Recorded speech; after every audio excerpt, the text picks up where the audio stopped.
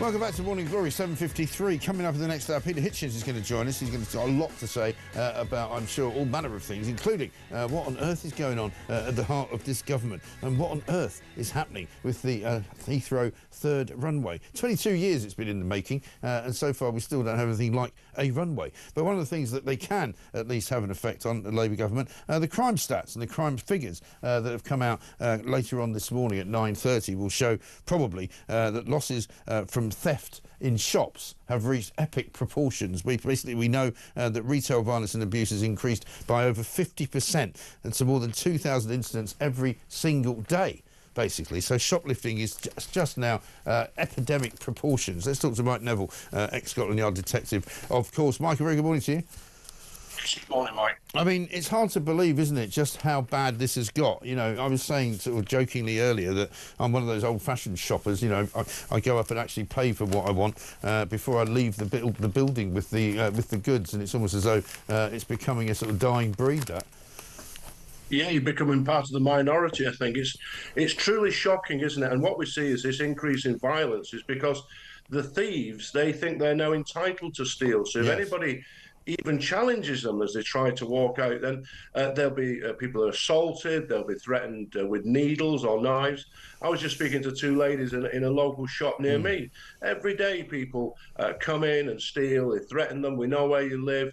And these people are walking out with, you know, in 5 minutes what these ladies are earning, you know, the goods to the value of what they're earning in a 10-hour shift. So it becomes like society becomes at risk when being the thief becomes the best option and obeying the rules is the really stupid option. And the worry that I've got, and we know about the kind of mobile phone theft epidemic that's going on as well. 1,000 mobile phones a week, I think, have been stolen from people in London, just snatched off them.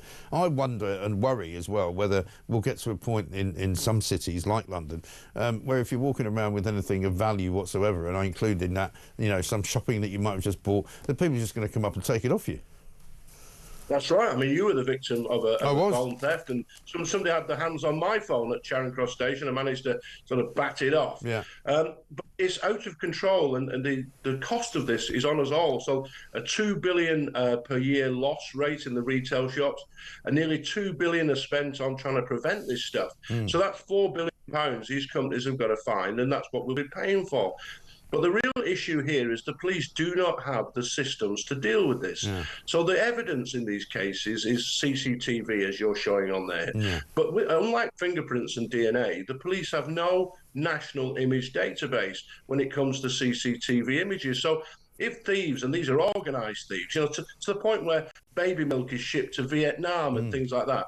These are very organised people. So they cross borders. If you just go from one different force to another force, they'll never match you. And the scandal is, despite all this money spent on CCTV, some forces have an identification rate from those images as low as 7%. Wow. So 90% of suspects caught on CCTV are not identified. Yeah. And so, I mean, what could you do to improve that? Is it just because you can't tell who they are? Is it because the quality's not so good, or because nobody really knows who they are? What is it?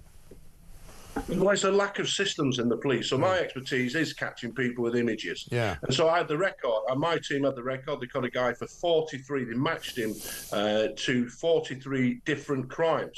But the police don't gather images like they gather fingerprints and DNA. They don't link the crimes together in the same way. And there's no database at all. And not only that, the Home Office, they don't measure what the police do with images. So the Home Office measures if police forces are using fingerprints and DNA. They don't measure the use of images. And in the organisations like the police, what gets measured gets done. Yeah. And so they just allow this to go on. But the reality is, this puts shop workers at risk. It puts profit. It puts the cost of goods up for all the general public, and it just creates a lawless society which eats away at what brings us all together and keeps us in a community. Cool. Because if they knew that they were being filmed and they knew that they might have a likelihood of being picked up as a result of that, they probably wouldn't do it. I mean, now they don't care because, like you say, they don't care that they're being filmed because they know there's a pretty good chance that they won't be identified.